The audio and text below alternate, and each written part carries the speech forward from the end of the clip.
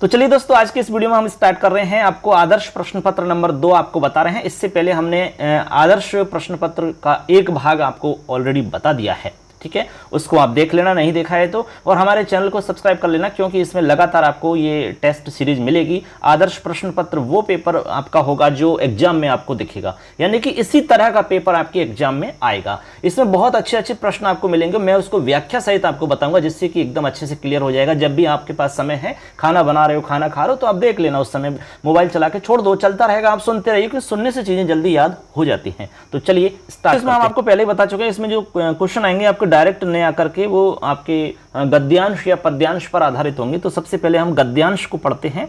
देखिए यहां कह रहे हैं कि एकतः 7 पर्यंतम प्रश्नाः अधोलिखित गद्यांशम आधारीकृत्य है अवधेयाः।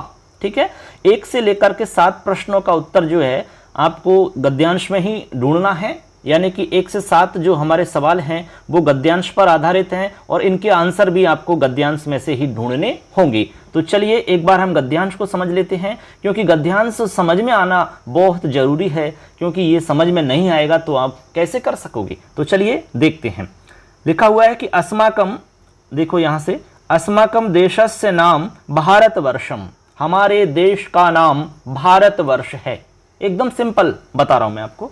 आगे देखिए, आगे कह रहे हैं कि एष है, एक है, बहु भाषा भाषी देश अस्ति, बहुभाषा भाषी देश अस्ति, अर्थात यह एक बहुभाषा भाषी देश है, अर्थात यहाँ अनेक भाषाएं बोली जाती हैं।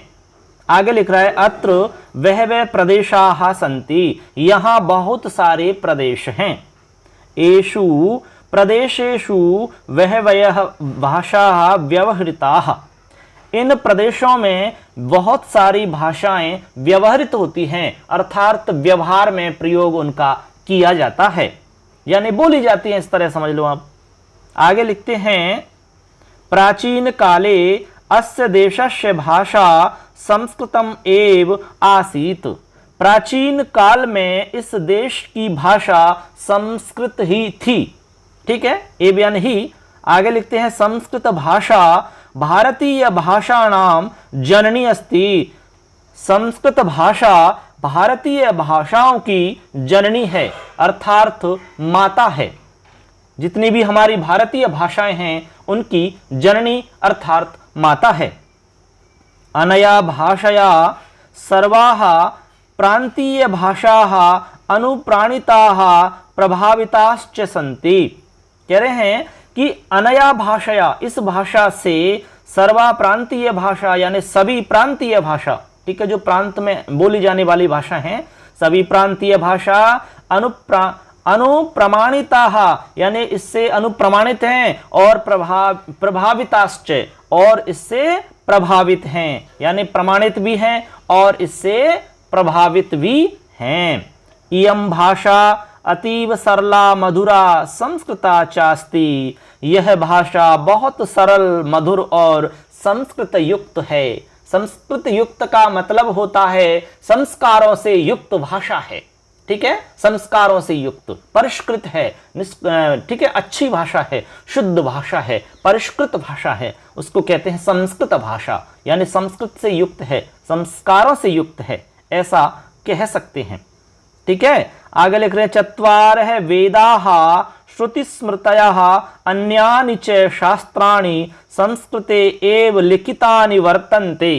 कह रहे हैं कि 4 वेद, श्रुति, स्मृति और अन्य शास्त्र संस्कृत में ही लिखे हैं, यानी संस्कृत में ही लिखे गए हैं। संस्कृतम पठित्वा जनाः सात्विका भवन्ति, संस्कृत पढ़ करके लोग सात्विक होते हैं, सात्विक विचारों वाले होते हैं। आगे है अस्याः भाषायाः महत्वम उपादेयतां च दृष्ट्वा अस्माकं पूर्वजैः अस्याः भाषायाः देवभाषा इति अपरम नाम विहितम। बहुत ही सुंदर पंक्ति है ये। कह रहे हैं कि इस भाषा के महत्व और उपादेयता को देख करके हमारे पूर्वजों के द्वारा अस्या भाषायाः, इस भाषा को देव भाषा अपरम नाम विहितम देव भाषा, ऐसा दूसरा नाम इसके लिए कहा गया है, अर्थात इसको देव भाषा नाम की उपाधि मिली है। देव भाषा नाम से भी इसे लोग पुकारते हैं, जानते हैं। इस तरह यहां पर इस गद्यांश का अर्थ हो जाता है दोस्तों। ठीक है, एकदम आसान है, कोई कठिन नहीं है इसमें गद्यांश में। अब हम इस गद्यांश पर आधारित जो प्रश्न हैं उनको एक बार सॉल्व करते हैं। चलिए, सबसे पहला सवाल हमारा देखते हैं। सवाल है, भारतीय भाषा नाम जननी अस्ति। एकदम सिंपल सवाल है। ऑप्शन है आंग्ल भाषा, सेकंड है हिंदी, संस्कृतम, उर्दू। सवाल ये कह रहा है कि भारतीय भाषाओं की जननी है। अभी हमने गद्य पढ़ा था, इस गद्यांश में आया था ऐसा। ठीक है, भारतीय भाषा नाम जननी संस्कृतम एव अस्ति, इस तरीका का लिखा हुआ है। तो इसका आंसर हो जाएगा दोस्तों संस्कृतम, क्योंकि भारतीय भाषाएं जितनी भी हैं उन सब की जननी जो है वो संस्कृत भाषा है। ठीक है, आगे चलिए। आगे है इसमें विशेष्य पदम वर्तते। विशेष्य पदम वर्तते भाषा सरला मधुरा संस्कृता।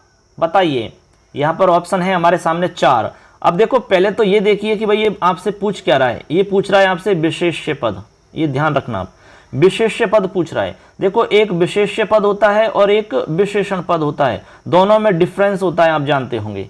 विशेष्य पद वो होता है जिसकी विशेषता बताई जा रही हो, जिसकी विशेषता बताई जा रही हो वो तो हो जाएगा विशेष्य पद, और जो विशेषता या गुण हैं वो आपके विशेषण में आते हैं। जैसे हमने कहा कि जैसे एक उदाहरण दे रहा हूं मैं, कृष्ण सर्प है। बात समझना, कृष्ण सर्प है। अब बताइए, कृष्ण यानी काला, सर्प यानी जानते हैं, तो सर्प कैसा है भाई? कृष्ण है यानी काला है। तो काला जो है, कृष्ण जो शब्द है यहां पर, ये सर्प का विशेषण है। अब हमने कहा कि जिसका विशेषण है, जिसकी कुछ विशेषता है, वो ही विशेष्य है। तो यहां पर सर्प जो है ये विशेष्य है। इसी तरह यहां आपको गद्यांश में बताना है कि विशेष्य पद क्या है। बात समझे कि नहीं? तो यहां पर देखो, विशेष्य पद में आएगा आपका, बताओ क्या आएगा? विशेष्य पदम भाषा संस्कृता। ठीक है, भाषा कैसी है? संस्कृता भाषा, संस्कृत भाषा। तो यहां पर आ जाएगा दोस्तों, यहां हमारा राइट हो जाएगा 1 नंबर वाला, यानी कि भाषा जो है ये भाषा हमारा क्या है? विशेष्य पद है। क्या है? विशेष्य पद है। समझ गए बात को? क्योंकि भाषा कैसी है? संस्कारों से युक्त है, संस्कृता भाषा है। इस तरीका से आप यहां पर समझ जाएंगे। अब देखिए दोस्तों, यहां पर आप समझ गए होंगे। अब आप बताइए कि इसका आंसर क्या होगा। तो दोस्तों मैं बता देता हूं, इसका आंसर हो जाएगा, मैं यहां पर लिख के भी बता दूंगा आपको। यहां पर आंसर हो जाएगा फ्रेंड्स भाषा। क्या हो जाएगा? भाषा इसमें आंसर हो जाएगा। अब क्यों होगा, चलो मैं एक बार लिख के बता रहा हूं आपको, बिल्कुल कंफर्म कर दूंगा, आपका डाउट नहीं रहेगा बिल्कुल दिमाग में। देखो, यहां पर एक पंक्ति आ रही है दोस्तों, यहां देखिए, इयम भाषा अतीब सरला मधुरा संस्कृता चास्ति। यहां पर कह रहे हैं कि यह भाषा अतीब सरल, मधुर और संस्कारों से युक्त है। तो यहां पर देखिए, भाषा कैसी है भैया? ये है सरल, मधुर और संस्कृता। बात को समझना आप। ठीक है, यानी भाषा कैसी है हमारी? भाषा हमारी संस्कारों से युक्त है, इसके अलावा सरला है। ठीक है, इसके अलावा मधुरा है। क्या है? भाषा। ये सब जो हमने 3 लिखे हैं, ये भाषा के हमारे विशेषता हैं, ये भाषा की विशेषताएं हैं। हमारी भाषा कैसी है? संस्कारों से युक्त है। हमारी भाषा कहती है सरल है। हमारी भाषा कैसी है? मधुर है। तो ये भाषा की विशेषता है ना सबकी सब। जैसे हमने कहा कि सांप कैसा है? काला, तो सांप यहाँ पर विशेष्य है, सर्प शब्द। तो इसी तरह से यहाँ भाषा जो शब्द है ये हमारा विशेष्य पद हो जाएगा दोस्तों। क्या हो जाएगा? विशेष्य पद। बात समझ गए? और ये जो है आपकी संस्कृता, सरला, मधुरा, ये विशेषण है। इस तरह आपको समझ में आना चाहिए, एकदम स्पष्ट और सरल बताया मैंने आपको। ठीक है, चलते हैं आगे। चलिए दोस्तों, अगला सवाल है हमारा सवाल नंबर 3। बहुत ही आसान सवाल है। स्मृति ही इत्यत्र प्रत्यय वर्तते। स्मृति ही इत्यत्र प्रत्यय वर्तते। कह रहे हैं कि स्मृति ही जो शब्द है यहां आपको प्रत्यय बताना है। त प्रत्यय, त्वा प्रत्यय, तिन प्रत्यय, ती प्रत्यय। बताइए कौन सा प्रत्यय होगा? जब भी दोस्तों इस तरीका का कोई भी शब्द आता है, स्मृति ही, ठीक है, इस तरह का कोई शब्द आपको मिलता है तो वहां पे आप समझ लेना तिन प्रत्यय है। कौन सा प्रत्यय है? तिन प्रत्यय। ठीक है, तिन। और तिन में से आपका केवल ती शेष रहता है। क्या शेष रहता है? ती। अब आप ती को देख करके ती प्रत्यय नहीं कर सकते, यहां पे आपका तिन प्रत्यय है। तीन में से आपका ती बचता है और स्मृति में आपका ती जुड़ेगा तो स्मृति ही बन जाता है। ठीक है, इस तरह से आपको यहां पर राइट आंसर समझना है, तीन प्रत्यय। अगला है हमारा दृष्ट्वा इत्यत्र प्रत्यय वर्तते। दृष्ट्वा में कौन सा प्रत्यय है? दृष्ट्वा, त्वा। अब देखो मैं आपको बता रहा हूं, ऑप्शन है त्वा, त, तवतु, तिन। ठीक है दोस्तों, मैं आपको एक सीधा सा तरीका बता रहा हूं, जब भी किसी भी शब्द में जो प्रत्यय से युक्त है उसमें यदि त्वा की ध्वनि आ रही है, त्वा या तो त्वा या ट्वा, ठीक है, ट्वा, इस तरीका से ट्वा, तो समझ लेना वहां पर आपका त्वा प्रत्यय है। कौन सा प्रत्यय? त्वा, एक त्वा प्रत्यय है पहला नंबर का, ये वाला आपका एकदम सही है, एक त्वा प्रत्यय है या फिर आप त्वा प्रत्यय, समझ रहे बात को? तो यहां पर दृष्ट्वा, ट्वा इस तरीका का आ रहा है क्योंकि यहां पर एक त्वा प्रत्यय में से क्या चला जाता है, केवल त्वा शेष रहता है। क्या शेष रहता है? त्वा। अब त्वा में जो तय दिख रहा है, इस तय को आप कर देंगे यहां पर टे, ष्टुत्व संधि के नियम के हिसाब से, इसीलिए आपको ट्वा दिख रहा है, यहां पर त्वा नहीं दिख रहा है, ट्वा दिख रहा है। तो बात समझ गए? अब जब भी ऐसा कोई शब्द आएगा तो आप समझ जाना, ठीक है, इस तरीका से, जैसे खादित्वा, पठित्वा, हर्षित्वा, गत्वा, ठीक है, इस तरीका का हमारा कोई शब्द आता है तो वहां पर त्वा प्रत्यय होगा। आगे चलो, आगे है देव भाषेति इत्यत्र संधि वर्तते। बहुत ही अच्छा शब्द है, देव भाषेति। यहां पर आपको संधि बतानी है दोस्तों, संधि। तो संधि बताने से पहले आप उस शब्द का विग्रह करो, यानी उसके टुकड़े करो, विच्छेद करो, सबसे पहला प्रयास करने की कोशिश करो। ऑप्शन दे रखे हैं इसमें, गुण संधि, वृद्धि संधि, अयादि संधि, दीर्घ संधि। अब मैं आपको पहले इसको टुकड़े करके बताता हूं, उसी से आपको पता चलेगा कि इसमें वास्तव में कौन सी संधि है। तो सिंपल है, इसमें हो जाएगा आपका देव भाषा, देव भाषा धन इति, देव भाषा धन इति, सिंपल है। अब देव भाषा और इति है तो यहां पर देखो भाषा में आ रहा है और आगे ई आ रहा है, तो यहां पर आ प्लस ई ये दोनों मिलकर के बन जाएंगे ए, गुण संधि के नियम के हिसाब से ए बन जाता है। तो यहां हो जाएगा देव भाषेति, भाषेति, आ प्लस ई बराबर ए बन जाता है गुण संधि में। तो हमने कहा कि जब भी किसी भी शब्द में ए दिख रहा हो, ओ दिख रहा हो और अर दिख रहा हो और अल दिख रहा हो तो समझ लेना वहां पर गुण संधि होगी निश्चित रूप से। ठीक है, आगे चलिए, अगला सवाल है हमारा, देखिए क्वेश्चन नंबर 6। सवाल कह रहा है कि देश है वर्तते, यानी कि देश है जो शब्द है वो किस लिंग का है, ये हमारा सवाल है। पुल्लिंगे, स्त्रीलिंगे, नपुंसक लिंगे, अव्ययम, बताओ कौन सा लिंग है देश है शब्द में। चलिए हम बता रहे हैं इसका आंसर दोस्तों, अपना अपना आंसर खुद सोचिए और लास्ट में बताना स्कोर कितना बन रहा है। तो इसका राइट आंसर है पुल्लिंगी, यानी देश है जो है आपका पुल्लिंग शब्द है। इसमें कौन सा है? पुल्लिंग। मैं अलग से एक सेपरेट वीडियो बनाऊंगा आज या कल, उसमें मैं आपको लिंग ज्ञान बताऊंगा, यानी कि हम कैसे पता लगाएंगे कि किस शब्द में कौन सा लिंग होगा। ठीक है, वैसे मोटा मोटी ये देखा जाता है कि जिसमें विसर्ग लगे हुए हैं मोस्टली वो आपके पुल्लिंग शब्द होते हैं ज्यादातर, कुछ अपवाद को छोड़ करके। ठीक है, जैसे लक्ष्मी है तो यहां पर नहीं है, यहां स्त्रीलिंग है लेकिन विसर्ग आता है लक्ष्मी, इस तरीका तरी ही, इस तरह से। लेकिन कुछ अपवाद है वो, लेकिन 95% आप समझ लो इस नियम से काम चल जाएगा। इसके अलावा किसी के लास्ट में शब्द में आ रहा हो तो समझ लेना स्त्रीलिंग का है, स्त्रीलिंग का। ठीक है, ये भी मतलब एक आध अपवाद को छोड़ के काम चल जाएगा इस नियम से। इसके अलावा है अम, जहां पर अम जुड़ा हुआ है समझ लेना नपुंसक लिंग का है। ये शॉर्ट तरीका है आपके, ठीक है, कुछ अपवादों को छोड़ करके ये तरीका आपके फिट हो जाएंगे, तो ऐसे आप पता लगा सकते हो। ठीक है दोस्तों, अब चलते हैं अगले सवाल की तरफ। अगला सवाल है हमारा 7 नंबर, सवाल को पढ़ते हैं। सवाल कह रहा है कि संति इत्यत्र धातु के, संति में धातु बतानी है दोस्तों, सन, भू, अस और आस, बताओ फटाफट। चलिए इसका राइट आंसर है दोस्तों अस, अस धातु है इसमें। अस धातु का जब आप रूप चलाओगे तो रूप चलता है अस्ति, इस्ते, संति। ये आपका प्रथम पुरुष बहुवचन का रूप है संति।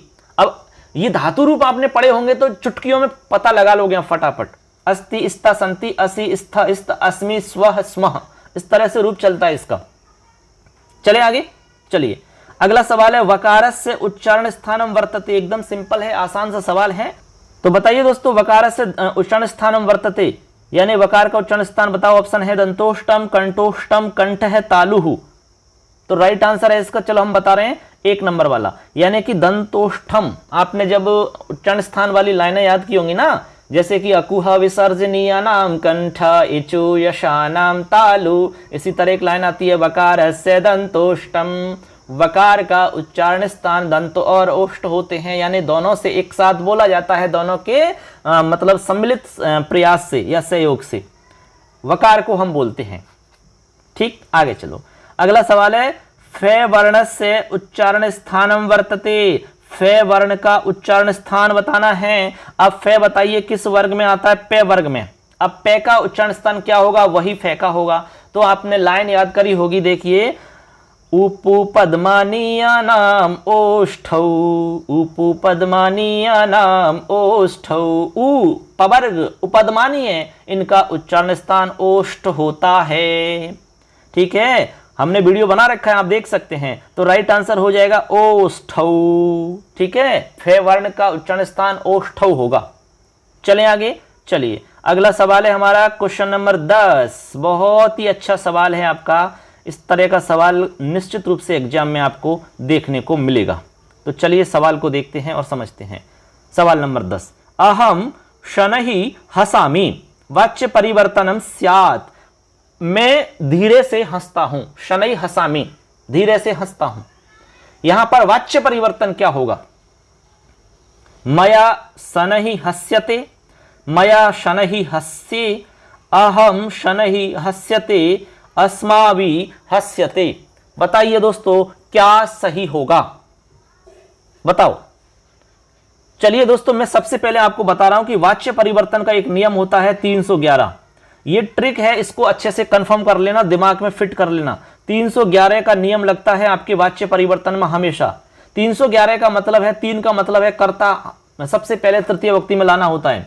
उसके बाद में बीच में एक जो लिख रहा है, इसका मतलब है दोस्तों जो कर्म है उसको हमें प्रथमा में लाना होता है। और जो लास्ट में एक लिख रहा है, इसका मतलब है जो आपने कर्म प्रथमा में लाए हैं उस कर्म के हिसाब से आपको क्रिया चलानी होती है। तो कर्म और क्रिया दोनों सेम रहते हैं, इसलिए दोनों को एक एक लिखा है। तो सबसे पहले आपको करना है, कर्ता को तृतीया में लाना है। तो अहम शब्द का रूप चलाना है और तृतीया का रूप आपको लिखना होगा।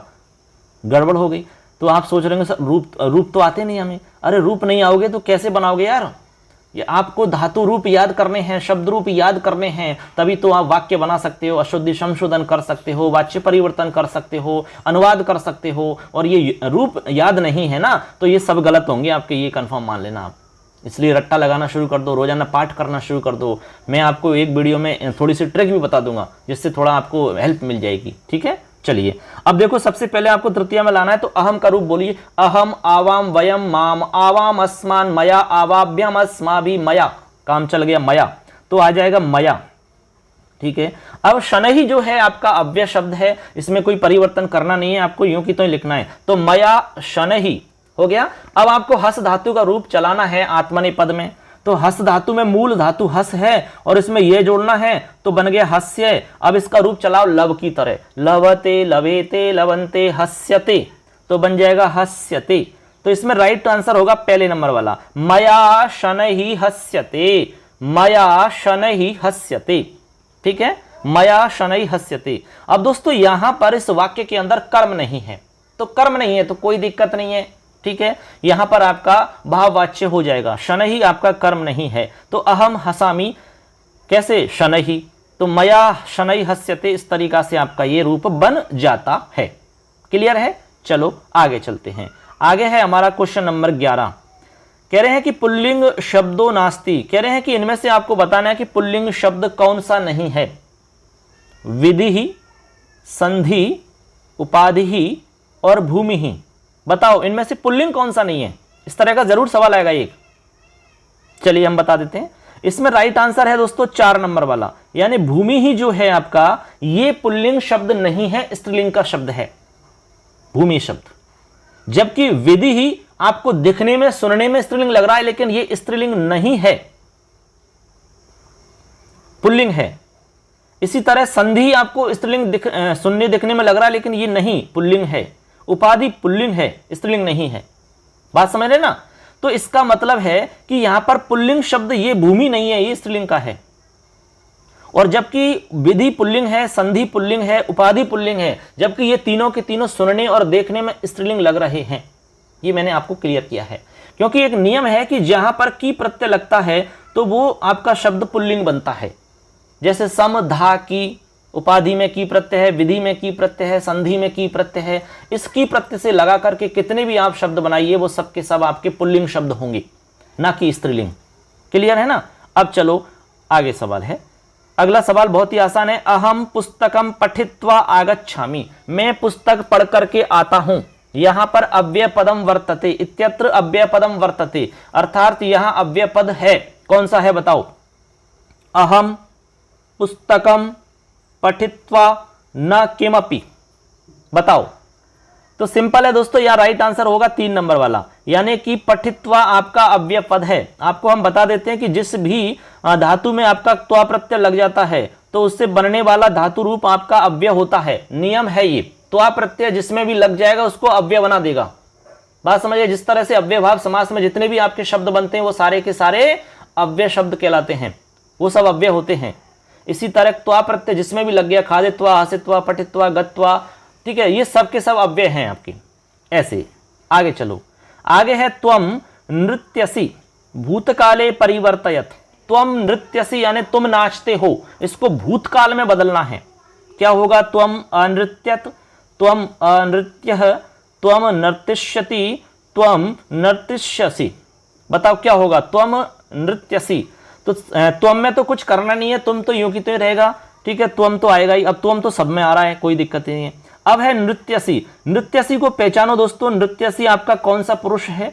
तो ये है दोस्तों मध्यम पुरुष, ठीक है। कौन सा वचन है? एक वचन है दोस्तों, मध्यम पुरुष एक वचन है, ठीक।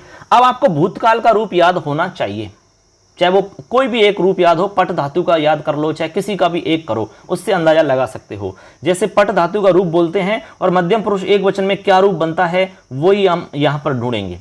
तो अपठत, ए पठताम, ए पठन, ए पठ है, ए पठ है बनता है। मैं पठ इसलिए बता रहा हूं क्योंकि पट का रूप सरल होता है, ए पठ है बनता है। ये आपका मध्यम पुरुष एक वचन का रूप है, ठीक है। और यहां पर लिखा हुआ है आपका नृत्यसी, तो नृत्यसी भी मध्यम पुरुष का एक वचन है, लेकिन अंतर यह कि ए पठ है आपका भूतकाल का रूप है, जबकि ये भूतकाल में ही परिवर्तन करवा रहा है। तो हमें ए पठे की तरह देखना है इसमें कौन सा है ऑप्शन में, वही राइट होगा। ढूंढ लो आप अपने आप ही, बिल्कुल आसान तरीका बताया मैंने आपको ये। तो पहले में ढूंढो, ए नृत्यत गलत है क्योंकि ए पठत नहीं चाहिए हमें, ए पठे की तरह होना चाहिए।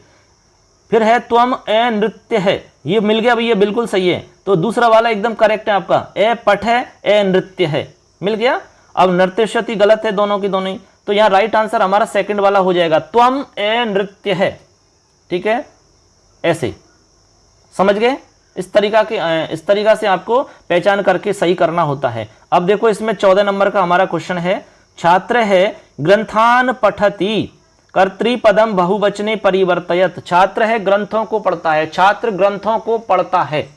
अब बहुत सारे ग्रंथों को पढ़ता है, तो यहां पर हमें क्या करना है, कर्तृपद जो है उसको बहुवचन में परिवर्तित करना है। यानी कि जो हमारा छात्र है, कर्ता है ना, उस कर्ता को दोस्तों बहुवचन बनाना है। यानी कि कुल मिला के छात्र है की जगह आपको छात्राः करना है। अब छात्रा यदि आपने कर दिया तो क्रियापद बदल जाएगा ना, ग्रंथान तो यूं की तो रहेगा, कोई दिक्कत ही नहीं उसमें। तो छात्राः करते ही, क्योंकि छात्र हमारा कर्ता है और कर्ता के हिसाब से हमारी क्रिया चलती है, तो जब बहुवचन कर्ता हो जाएगा तो क्रिया भी बहुवचन में चली जाएगी। जैसे मैं यहां लिख के बताऊं आपको, देखो अभी जैसे कि छात्र है, ठीक है, हमने लिख दिया पठति, ठीक है। अब इधर छात्र का रूप चलाओ, छात्रौ, छात्र द्विवचन हो गया तो पठति भी द्विवचन करो, पठत। अब छात्र को बहुवचन करो तो फिर पठंती को, इसको पठ को भी बहुवचन करो, ऐसे तो दोस्तों इस तरह से देखो, यहां पर हमने इसको छात्रः बहुवचन किया तो यहां पर पठन्ति बहुवचन कर दिया। इस तरह से रूप बनते हैं इसके। अब आप समझ गए होंगे कि छात्रः के साथ में पठति आएगा, छात्राओं के साथ में पठते आएगा, छात्राः के साथ में पठन्ति आएगा। अब बताओ, अपने आप खुद बता सकते हो कौन सा आंसर होगा इसका, बताओ, एकदम सरल बता रहा हूं मैं आपको। तो इसका राइट आंसर हो जाएगा सेकंड वाला, छात्राः ग्रंथान पठन्ति, यही होगा, बाकी सब गलत है, आप चेक कर सकते हैं। देख लो आप, छात्राः के साथ में पठन्ति आ रहा है, छात्र होता तो पठते आता, छात्र होता तो पठती आता। इस तरह से आपकी पहचान करनी होती है इनकी। क्लियर? चलो आगे चलते हैं, क्वेश्चन नंबर 15। चलिए दोस्तों, हमारा क्वेश्चन है अगला 15। सुजलाम सुफलाम मातरम वंदे इत्यत्र विशेष्य पदम वर्तते। यहां पर विशेष्य पद बताना है। पहले तो आप ये सोचिए कि विशेष्य पद होता क्या है। मैं आपको क्लियर कर चुका हूं विशेष्य पद क्या होता है, मैंने अच्छे से समझाया आपको। ऑप्शन है इसमें सुफलाम सुजलाम मातरम वंदे। बताओ, सुजलाम सुफलाम मातरम वंदे, मातरम वंदे। तो 15 का आंसर बताओ फटाफट, क्या होगा दोस्तों? देखो यहां कह रहे हैं कि मातरम वंदे, माता को प्रणाम, माता को प्रणाम। बात समझना। अब कैसी माता को प्रणाम? माता की विशेषता बता रहे हैं। अब किस तरह की माता को प्रणाम कर रहे हैं? सुजलाम सुफलाम मातरम वंदे। तो सुजलाम सुफलाम इसके विशेषण हैं, यानी कि विशेषता हैं। सुजलाम सुफलाम जो माता है उसको प्रणाम। तो यहां पर विशेष्य पद पूछ रहा है, ना कि विशेषण। तो विशेष्य पद हमने कहा कि भैया जिसकी विशेषता होती है ना, वही तो विशेष्य पद होता है। तो यहां पर मातरम विशेष्य पद हो जाएगा। कैसा? मातरम विशेष्य पद हो जाएगा। जैसे हमने कहा कि सुंदर माता को प्रणाम करता है, तो माता कैसी है भैया? सुंदर है। तो सुंदर तो विशेषण है और माता विशेष्य है। इसी तरह कंडीशन यहां पर भी है। तो राइट आंसर हो जाएगा आपका मातरम, यानी कि 3 नंबर ऑप्शन आपका एकदम सही हो जाएगा।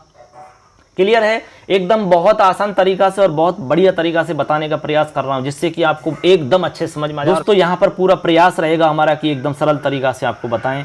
हम वही कोशिश कर रहे हैं और उम्मीद है कि आपको समझ में आ रहा होगा। आप थोड़ा रेस्पॉन्स हमें देना। एक तो चैनल को सब्सक्राइब करना है, अपने दोस्तों को सबको शेयर कर दो, जिससे ज़्यादा से ज़्यादा लोग जुड़ें इससे। और आप कमेंट किया करें, जिससे हमें पता चले कि भाई आप वास्तव में देख रहे हैं कि नहीं, आपको फ़ायदा मिल रहा है कि नहीं मिल रहा है, आपको कैसा लग रहा है, जिससे कि हम और कुछ इसमें सुधार कर सकें। आपको मान लो ठीक समझ में नहीं आ रहा है तो हम इसमें और परिवर्तन करें कुछ पढ़ाने के तरीके में। चलिए अब देखते हैं अगला हमारा सवाल रहेगा दोस्तों। एक श्लोक के आधार पर हमारा सवाल है। 16 ता 20 पर्यंतम प्रश्नाः श्लोकाधारीकृत्य सन्ति, यानी 16 से 20 तक के जो प्रश्न हैं वो श्लोक पर आधारित हैं। तो चलिए सबसे पहले श्लोक को पढ़ते हैं और समझते हैं कौन कौन से प्रश्न हैं। तो चलिए दोस्तों सबसे पहले हम श्लोक को पढ़ते हैं, श्लोक का उच्चारण करते हैं।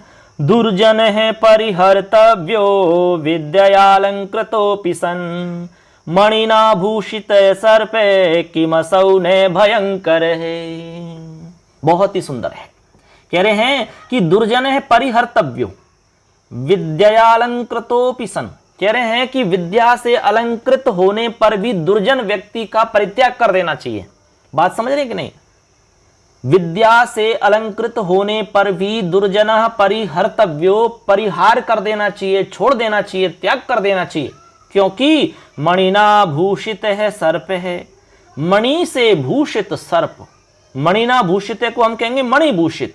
तो मणि से भूषित सर्प क्या किमसौ ने भयंकर, क्या भयंकर नहीं होता है क्या? अरे मणि से भूषित सर्प क्या भयंकर नहीं होता है? भयंकर होता है। चाहे वो मणि से भूषित क्यों ना हो, फिर भी भयंकर होता है। इसीलिए कहते हैं कि विद्या रूपी मणि से भूषित होने वाला दुष्ट व्यक्ति काम का नहीं रहता है, उसका त्याग कर देना चाहिए। ये नहीं कि उसके पास विद्या है तो वो दुष्ट नहीं रहेगा, उसकी प्रवृत्ति कभी नहीं बदलती है, उसकी जो स्वभाव की स्थिति है वो कभी नहीं बदलती है। जिस तरह मणि से भूषित सर्प है फिर भी वो भयंकर माना जाता है, फिर भी भयंकर होता है, इस तरह से। चलिए अब इसके आधार पर जो प्रश्न है उनको समझते हैं। 16 नंबर का प्रश्न है, परिहर्तव्य है इत्यत्र प्रत्यय वर्तते। बहुत आसान सा है, परिहर्तव्य। तो बताइए दोस्तों कौन सा प्रत्यय? ऑप्शन देखते हैं। पहला है तव्यत, अनियर, त, तुमुन। सिंपल है दोस्तों। जब भी आपके किसी शब्द में तव्य दिख रहा है, तव्य है या फिर तव्या या फिर तव्यम। आपको ट्रिक बता रहा हूं मैं। इस तरह का यदि कोई भी शब्द दिख जाता है अंत में तो समझ लेना वहां पर तव्यत प्रत्यय है।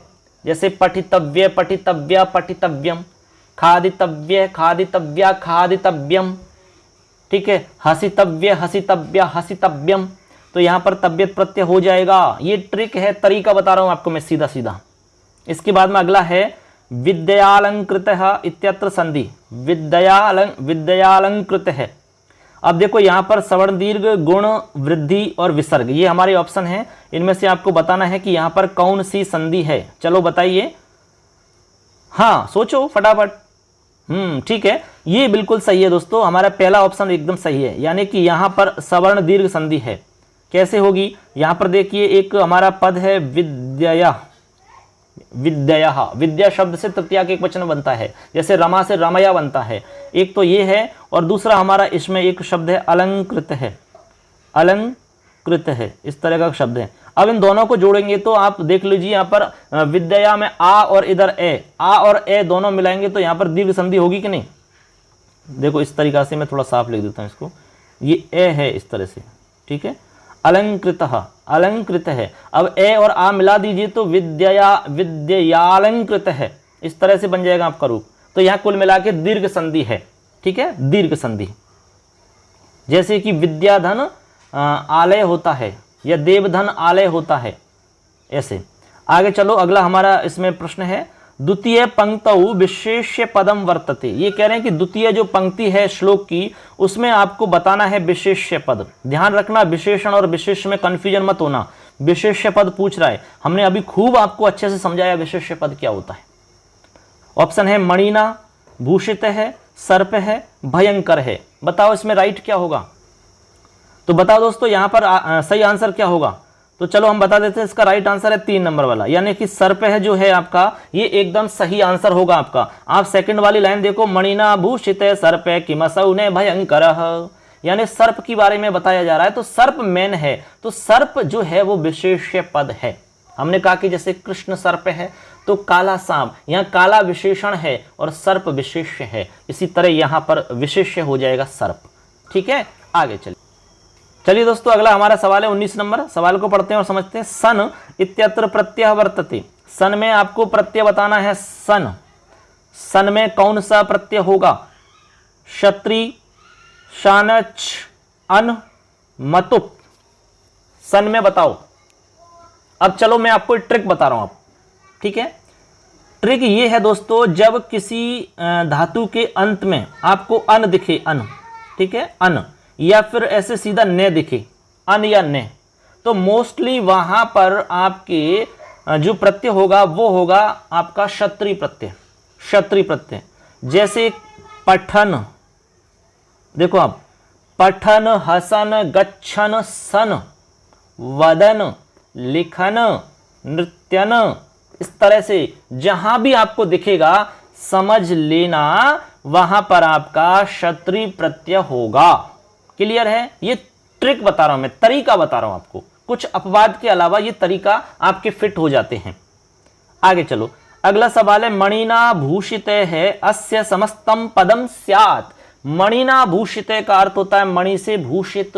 आप समास विग्रह जानते होंगे, तो ये समास विग्रह है हमारा, मणिना भूषित है, मणि भूषित।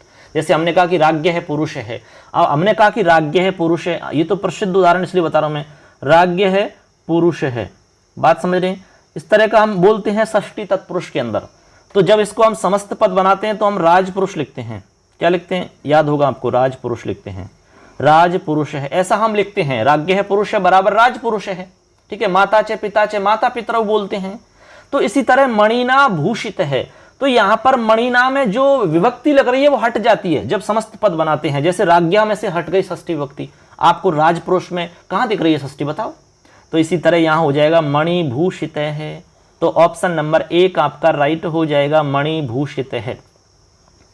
मणिना भूषित है, मणिभूषित है, जैसे राज्ञ पुरुष होता है उसी तरह से आपका यहां पर मणिना भूषित का बन जाएगा। बात समझ रहे हैं कि नहीं समझ रहे हैं आप, ठीक है। आगे चलिए, अब चलो दोस्तों, अगला हमारा सवाल है 21 नंबर। 21 नंबर सवाल को समझते हैं। खाली स्थान दे रखा है और लिखा हुआ पुरुष हसंती। यहां पर कह रहे हैं पुरुष हसन, यानी पुरुष हंसते हैं। अब यहां पर कितने पुरुष हैं, संख्या पूछी जा रही है, त्रयः। त्रीणि, तिस्रः, त्रयः। अब यहाँ पर आपको बताना है कि कौन सा सही होगा, ठीक है। तो मैं डायरेक्ट एक बार आंसर बता रहा हूँ, यहाँ पर राइट आंसर है आपका त्रय है, ये सही है, ठीक है। क्यों सही है? क्योंकि यहाँ पर पुरुष शब्द है। अब पुरुष शब्द की तरह आपको ढूंढना है। पुरुषः लिखा हुआ है यहाँ पर, बहुवचन का है ये आपका पुरुषः, ये आपका पुल्लिंग का रूप है दोस्तों, पुरुष है, तो आपको पुल्लिंग वाला ही चाहिए ना ऐसे। तो देखो त्रयः जो है आपका पुल्लिंग है, और त्रीणि आपका नपुंसक लिंग है जो कि गलत है, तीसरा आपका स्त्रीलिंग है जो कि गलत है, त्रयः आपका रूप अशुद्ध है, ऐसा बनता नहीं है। तो ऐसे करके 3 गलत हैं, तो त्रयः आपका बिल्कुल सही है, क्योंकि त्रयः बनता है, जैसे त्रयः बालकाः, ठीक है, इस तरीका से। आगे चलिए 22 नंबर, महिलाः जलम आनयन्ति, महिला जल लाती हैं। अब कितनी महिला जल लाती हैं भैया, यहां भी संख्या पूछी है, चत्वारि, चतस्रः, चतुरः, चत्वारः। अब देखो यहां महिला स्त्रीलिंग का रूप है और बहुवचन है, तो आपको स्त्रीलिंग का रूप चाहिए यहां पर। तो स्त्रीलिंग में क्या रूप बनता है? चत्वारी बनता है क्या? नहीं, क्योंकि चत्वारी नपुंसक लिंग में बनता है। चतुरः बनता है क्या? नहीं बनता है, पुल्लिंग में बनता है। चतस्र बनता है क्या? बिल्कुल बनता है, एकदम सही है। तो ये आपका चतस्र रूप एकदम सही होगा। कौन सा? चतस्र, क्योंकि चतस्र बनता है स्त्रीलिंग के अंदर। तो चतस्र महिला जलम आनयंती, 4 महिलाएं जल लाती हैं। क्लियर? आगे चलिए, अगला है मैं पुस्तक लिखूंगा, अस्य अनुवाद है, इसका अनुवाद क्या होगा बताओ। तो यहां सबसे पहले तो ये पहचानो कि लकार कौन सा है, तो यहां आपका लृट लकार है, यानी कि भविष्यकाल है, ठीक है। भविष्यकाल का रूप कैसे चलता है, आप इसमें देखो भविष्यकाल कहां पर लिखा हुआ है, पहले धातु देख लो, उसी से पता लग जाएगा। लिखामी गलत है, क्योंकि ये आपका लृट लकार नहीं है, ये लट लकार है। लेखेश्यामी बिल्कुल सही है, ठीक है, धातु तो बिल्कुल सही है। आगे चलते हैं, लिखामी गलत है, धातु ही गलत है। लिखम ये गलत है। तो कहने का मतलब राइट आंसर तो पता लग गया हमारा, सेकंड वाला एकदम करेक्ट आंसर है। कैसे? अब मैं को हम कहते हैं अहम, पुस्तक आपका कर्म है तो पुस्तकम, और लेखेश्यामी बन जाएगा। अहम के साथ में लेखेश्यामी आएगा, क्योंकि अहम जो है उत्तम पुरुष का एक वचन है, तो आपका जो रूप है धातु रूप, वो भी उत्तम पुरुष का एक वचन होना चाहिए। तो लिख धातु का रूप चला लो आप, लेखिष्यति, लेखिष्यता, लेखिष्यन्ति, लेखिष्यसि, लेखिष्यथ, लेखिष्यत, लेखिष्यामि। तो इस तरह से आपने बोल के देखा तो आया ना, यहाँ पर लेखिष्यामि यानी उत्तम पुरुष के एक वचन में आ रहा है, और इधर अहम उत्तम पुरुष के एक वचन में आ रहा है, तो आपका राइट आंसर हो जाएगा सेकंड वाला, ठीक है। आगे चलो, आगे है कै वर्ण है वर्तते। कै वर्ण है, स्पर्श है, ऊष्म है, अंतस्थ, तालव्य। तो बताओ क्या है, तो कै है आपका स्पर्श वर्ण। आपने लाइन सुनेगी, कादयो मावशाना स्पर्शाः, कैसे लेकर मैं तक के वर्ण स्पर्श वर्ण कहलाते हैं। कैसे लेके मैं तक के जितने भी वर्ण हैं वो सब के सब क्या कहलाते हैं भैया? स्पर्श वर्ण कहलाते हैं। इस तरह ये हो जाएगा स्पर्श वर्ण। अब चलो क्वेश्चन नंबर 25 पर दोस्तों, हमारा क्वेश्चन नंबर 25 है, घे वर्ण से यत्न है नास्ति। घे वर्ण का यत्न कौन सा नहीं है, ये आपको बताना है। अब घे वर्ण किस में आता है? के वर्ग में आता है, ठीक है। तो आपको बताना है कि इसमें कौन सा यत्न नहीं होगा। बताओ, महाप्राण होगा क्या? अब घे जो है किस नंबर पर? के, ख, ग, घ, ये आपका चौथा वर्ण है दोस्तों, पहले तो ये समझ लो आप। के, खे, गे, घे चौथे नंबर पे आता है कि नहीं आता है? अब महाप्राण बताइए, महाप्राण चौथा वर्ण होता है क्या? बिल्कुल होता है, तो राइट है ये, तो यानी कि ये महाप्राण है, ठीक है, महाप्राण है। हमें पहचान करना है, जौन सा नहीं है वही गलत हो जाएगा आपका। तो महाप्राण होता है चौथा वाला, दूसरा और चौथा महाप्राण होता है। उसके बाद में आप पहचान करो, विवार है। विवार कौन होता है? विवार में होते हैं दोस्तों पहला और दूसरा वर्ण। विवार में कौन होता है? पहला और दूसरा वर्ण। तो ये पहला भी नहीं है और दूसरा भी नहीं है, इसका मतलब ये गलत है, आपका विवार नहीं है ये, ठीक है। और पहचानते हैं, नाद है क्या? नाद, समार, नाद, घोष। नाद में होता है तीसरा, चौथा और पांचवा। तीसरा, चौथा, पांचवा होता है, तो बिल्कुल है ये, तो वही। तो इसमें तीसरा आ रहा है, बिल्कुल आ रहा है, तो ये भी है आपका, ये भी सही है। घोष, समार, नाद, घोष। घोष भी आपका तीसरा, चौथा, पांचवा होता है, तो ये भी सही है। कुल मिला के एक गलत है हमारा सेकंड वाला, तो विवार नहीं है ये, यानी घे विवार नहीं है। विवार तब होता जब ये पहला वर्ण होता या दूसरा वर्ण होता, तो आपका विवार हो जाता। क्लियर? अब चलो आगे, अगला सवाल है 26 नंबर का। प्रयोग है अभ्यासश्च भवति अत्र। प्रयोग और अभ्यास होता है यहां पर। कहां पर होता है प्रयोग और अभ्यास? ज्यादा प्रयोग और अभ्यास कहां पर किया जाता है? व्याकरण शिक्षणे, नाटक शिक्षणे, गद्य शिक्षणे या पद्य शिक्षणे? बताओ, राइट आंसर बताना है फटाफट, कौन सा होगा? तो चलिए दोस्तों, इसका राइट आंसर है हमारा 1 नंबर वाला, यानी कि व्याकरण शिक्षण में सबसे ज्यादा आवश्यकता होती है प्रयोग और अभ्यास, यानी सबसे ज्यादा प्रयोग और अभ्यास इसमें किया जाता है। बिना प्रयोग और अभ्यास के व्याकरण नहीं सीखी जाती। जिस तरह गणित में होती है ना ये सारी चीजों की आवश्यकता, सेम इसी तरह यहां समझना है आपको। ठीक है, आगे चलिए। अगला सवाल है 27 नंबर। पद्य शिक्षण से विधिरस्ति, पद्य शिक्षण की विधि कौन सी है आपको बताना है। वाक्य प्रयोग विधि, गहन पठनम, भाष्य विधि ही, अनुलेखनम? बताओ राइट आंसर कौन सा होगा? दोस्तों इन चारों में से जो पद्य शिक्षण की विधि है वो है हमारी भाष्य विधि। आप भाष्य जानते होंगे, ठीक है। भाष्य टीकाएं होती हैं, एक प्रकार से व्याख्या का ही एक रूप होता है, जिसमें व्याख्या के माध्यम से, भाष्य टीका के माध्यम से जिसमें हम उसमें पढ़ाते हैं। ठीक है, और डिटेल से याद आपको जानना है तो आप हमें कमेंट करिए, मैं आपको अलग से बता दूंगा सेपरेट। वैसे मैंने पढ़ा रखा है सारा कुछ, आप देख सकते हैं चैनल पर। ठीक है दोस्तों, तो राइट आंसर हो जाएगा भाष्य विधि ही। अब चलते हैं क्वेश्चन नंबर 28 की। अब चलिए दोस्तों, अगला हमारा सवाल है 28 नंबर। संरचनात्मकोपागम क्रियते, संरचनात्मको उपागमे क्रियते, यानी संरचनात्मक उपागम में किया जाता है। क्या किया जाता है भैया बताओ? वाक्यानाम संक्षिप्तीकरणम, वाक्यानाम संरचना, वाक्यानाम अनुवादः, सूत्राणाम व्याख्या। जो संरचनात्मक उपागम है हमारा, उसमें करते क्या हैं? तो उसमें राइट आंसर हो जाएगा वाक्यानाम संरचना, वाक्यों की संरचना की जाती है इसमें। ठीक है, ये हमारा राइट आंसर है, याद रखना है आपको। संरचनात्मक उपागम में क्या किया जाता है, यदि ऐसा पूछा जाता है तो आपका उत्तर होगा वाक्यों की रचना की जाती है इसमें, वाक्यानाम संरचना। चलिए सेकंड लास्ट सवाल है हमारा आज का। बलाघातस्य अभ्यासः क्रियते, बलाघात का अभ्यास किया जाता है मौन वाचन में, उच्चारण शिक्षण में, लिखित रचनायाम और गहन पठने। बलाघात आप समझ रहे हैं कहाँ पर आघात होता है, कहाँ पर हमें मतलब बल देना होता है शब्द पर, किस तरह किस शब्द को बोला जाता है, ये बलाघात है। ठीक है, आघात कहाँ पर किसको कितना करना होता है, ऐसे। तो इसमें हम करेंगे उच्चारण शिक्षण में, ये सब उच्चारण शिक्षण के अंदर होता है अभ्यास। किसमें? उच्चारण शिक्षण में। बोलने की बात है तो उच्चारण में होगा ना, ऐसे। लास्ट है हमारा द्विभाषात्मक प्रविधि ही आवश्यकम वर्तते। द्विभाषात्मक प्रविधि जो है किसमें आवश्यक होती है? अनुवाद शिक्षण में, व्याकरण शिक्षण में, पद्य शिक्षण में, गद्य शिक्षण में। तो सिंपल है दोस्तों, अनुवाद शिक्षण में द्विभाषात्मक प्रविधि की आवश्यकता होती है, क्योंकि एक भाषा से दूसरी भाषा में अनुवाद करते हैं तो द्विभाषात्मक विधि आपको पता हो तभी आप कर सकते हो। तो इस तरह से दोस्तों यहाँ पर आज हमने 30 प्रश्न आपको अच्छे से बताए, आपको बहुत अच्छे समझ में आए होंगे। पूरा हमें विश्वास है कि आपको इनसे हेल्प मिलेगी। एग्जाम में इसी तरह का आपका पेपर आएगा दोस्तों।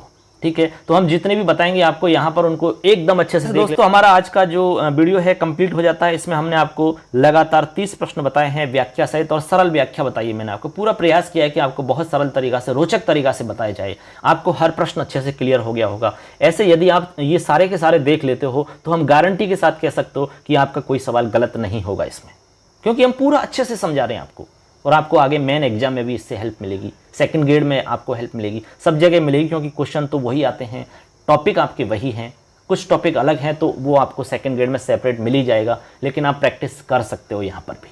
तो दोस्तों अगले पेपर में हम फिर मुलाकात करेंगे आपसे। तो लगातार आपको मिलेंगे, डेली मैं आपको लगभग 6-7 बताऊँगा ये। ठीक है, तो ऐसे करके आपके बहुत सारे क्वेश्चन हो जाएंगे, उनमें से आपको उलट फेर करके आपके पेपर में मिल जाएंगे, उसके जैसे मिल जाएंगे। सेम नहीं मिला तो कुछ नियम आपको सेम मिल जाएगा उसके जैसा ही, लेकिन आपको देखने पड़ेंगे, समझने पड़ेंगे, सुनने पड़ेंगे, क्योंकि सुनने से, देखने से चीज़ें बहुत जल्दी से याद होती हैं। जब भी समय खाली रहता है तब आप देख सकते हो, सुन। दोस्तों आज का हमारा वीडियो कैसा लगा जरूर बताना, और चैनल को सब्सक्राइब कर लेना, और अपना स्कोर जरूर शेयर करना दोस्तों। धन्यवाद, मिलेंगे नेक्स्ट वीडियो में। जय हिंद, वंदे मातरम, जय तु संस्कृतम।